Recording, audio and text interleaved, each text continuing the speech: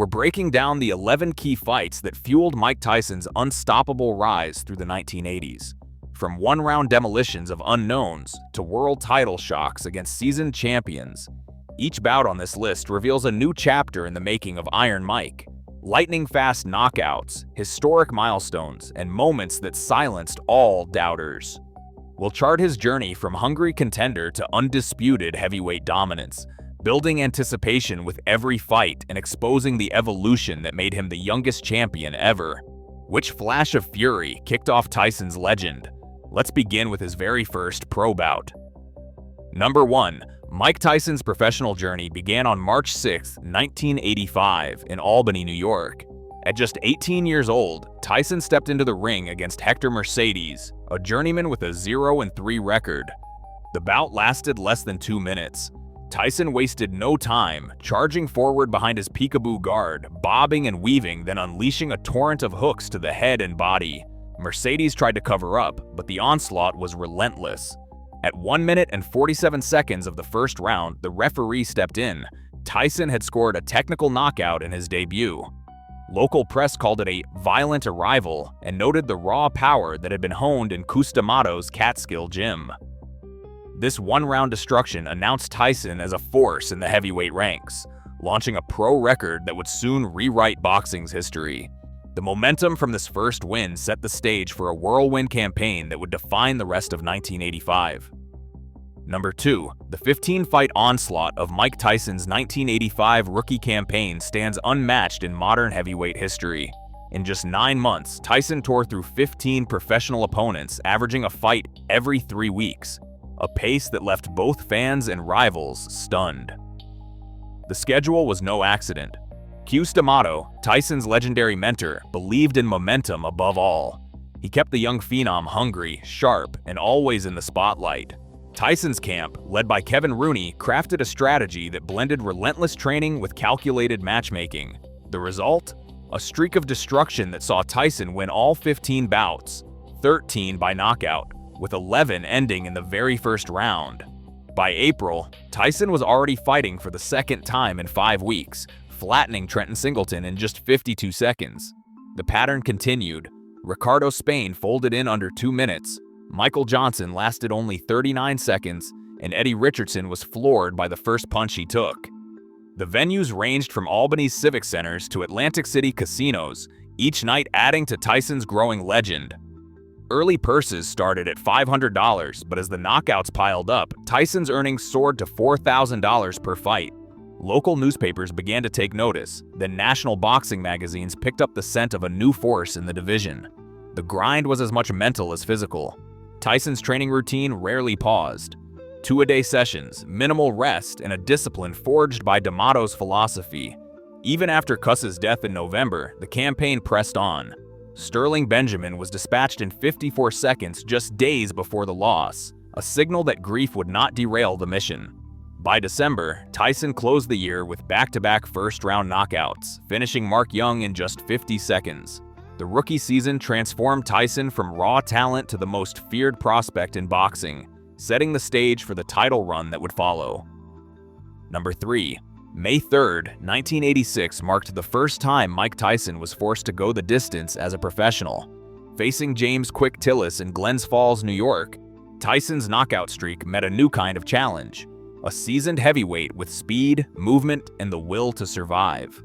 Tillis used his reach and footwork to frustrate Tyson, tying him up in clinches and refusing to trade inside.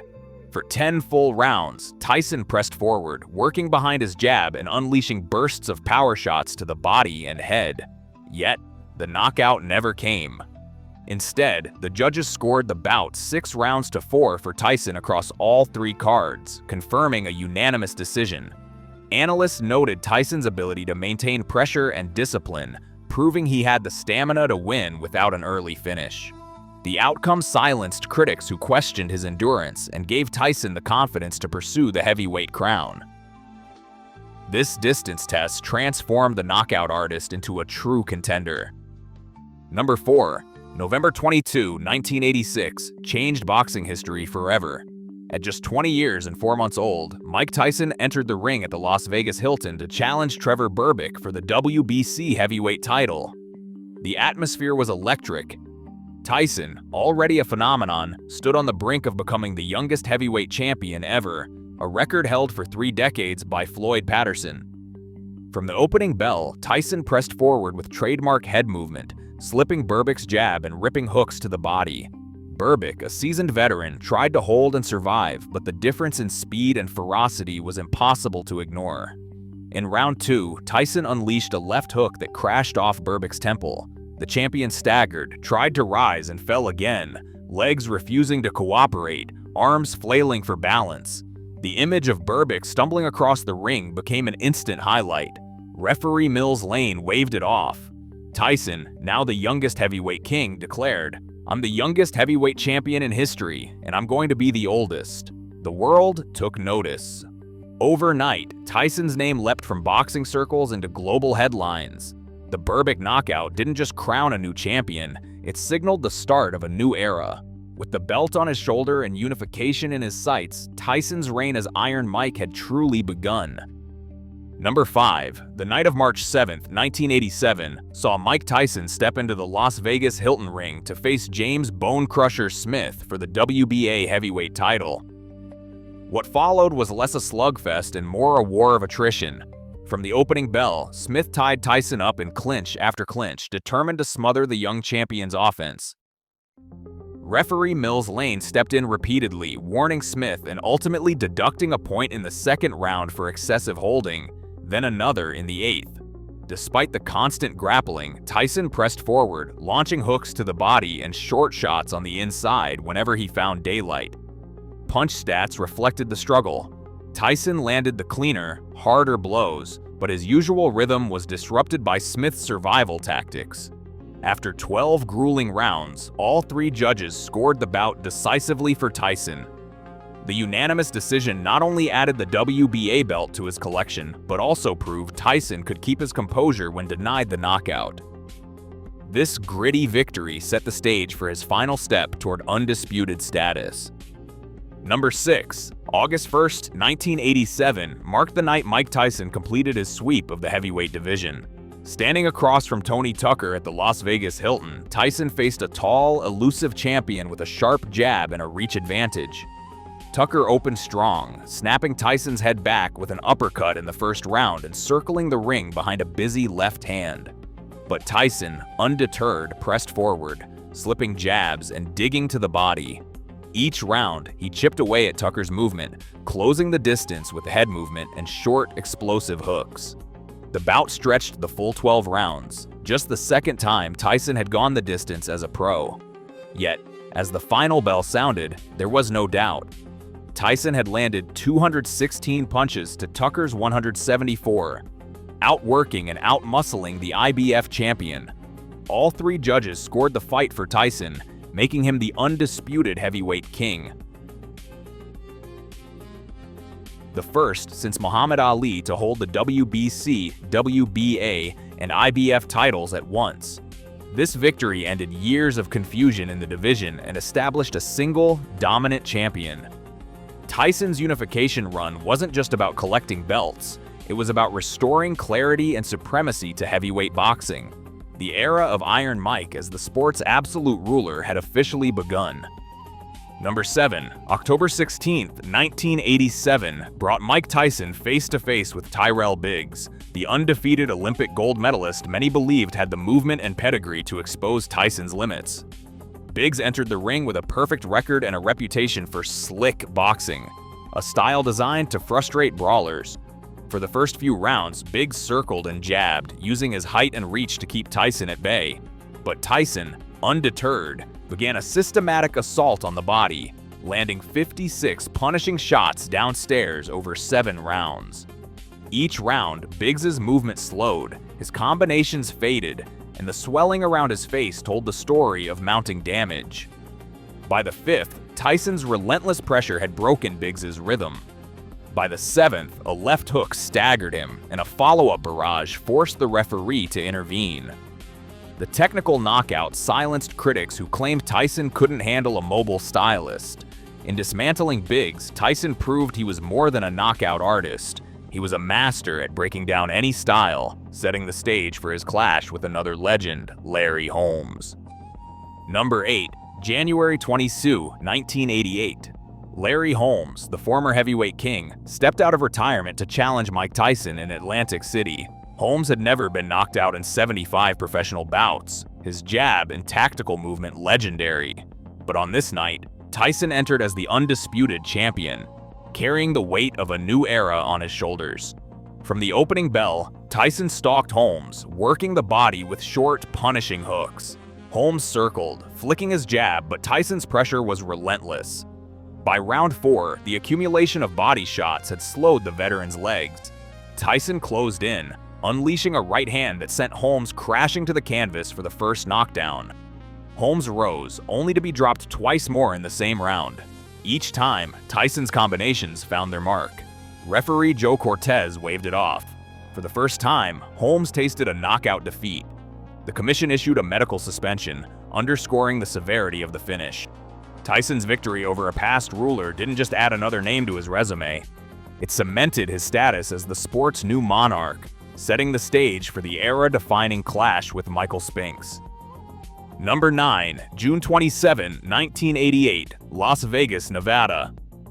The air crackled with anticipation as Mike Tyson and Michael Spinks entered the ring for what was billed as the richest fight in boxing history. 21,000 fans packed the Atlantic City Convention Hall, and millions more watched on pay-per-view.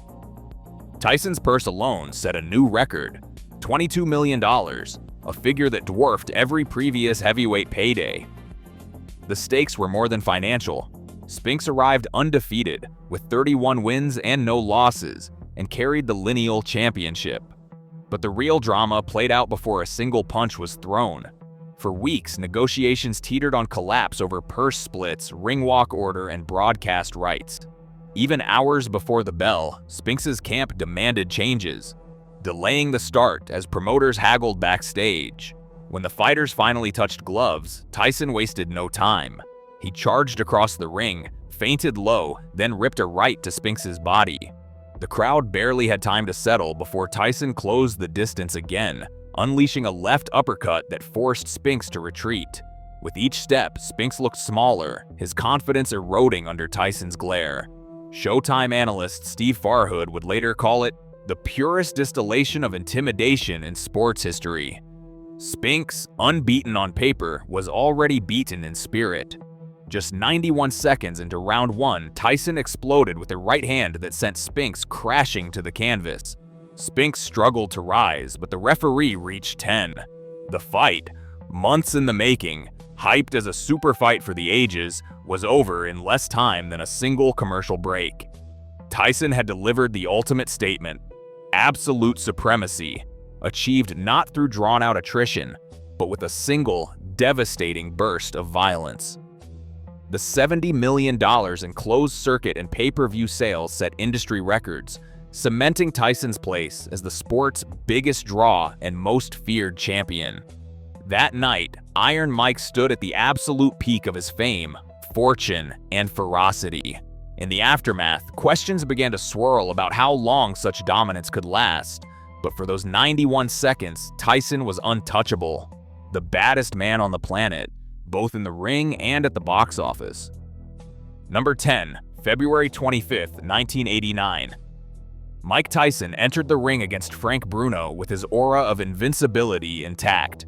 But within 40 seconds of the opening round, that armor cracked. Bruno caught Tyson with a thudding left hook, staggering the champion and forcing him to clinch.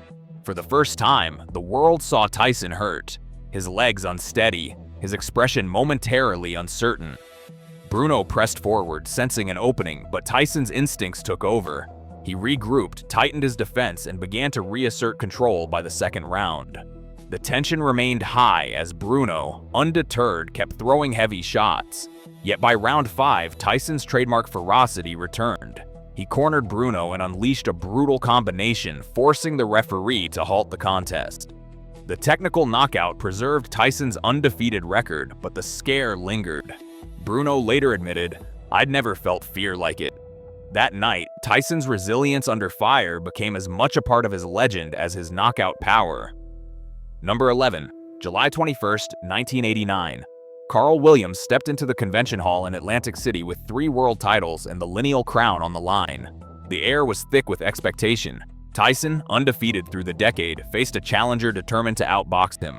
But the contest never had a chance to unfold. From the opening bell, Tyson pressed forward, cutting the ring with precision, forcing Williams to the ropes. Williams tried to hold and jab, but Tyson's footwork closed every escape. 76 seconds in, Williams flicked a jab. Tyson slipped inside and detonated a left hook. Williams crashed to the canvas, eyes dazed, legs unsteady. Referee Randy Newman counted to 8, studied Williams' blank stare, then waved it off at 1 minute 33 seconds of the first round. The broadcast team barely had time to process the ending. 1 second longer than Spinks, they remarked, a nod to Tyson's signature violence. Williams' camp protested, but the stoppage stood. With this 93-second demolition, Tyson retained the WBA, WBC, IBF, and lineal titles, closing the 1980s as the undisputed and undefeated heavyweight champion. The decade that began with a teenage prodigy in Albany ended with Iron Mike's reign unbroken. Speed, power, and psychological mastery all compressed into a final, emphatic statement. From Tyson's whirlwind pro debut against Hector Mercedes to the explosive 93-second knockout of Carl Williams, this countdown of all 37 of Mike Tyson's 1980s fights captures the relentless rise of Iron Mike. The most shocking entries, like his 91-second demolition of unbeaten Michael Spinks and the historic crowning as the youngest heavyweight champion at age 20, showcase not just raw power, but a rare combination of speed, aggression, and psychological dominance. Across every bout, a clear pattern emerges. Tyson's ability to overwhelm opponents early, with 33 knockouts and most wins coming inside the first few rounds. Yet the list also highlights key moments of adaptation, like the hard-fought decisions over Tillis and Tucker, and flashes of vulnerability against Frank Bruno, proving Tyson's resilience and tactical growth. The ranking criteria focused on career milestones, title wins, and the impact of each fight on his legacy. Ultimately, Tyson's 80s campaign wasn't just about knockouts. It redefined what it meant to be a heavyweight champion, setting a new standard for intensity, fear, and global superstardom in boxing history.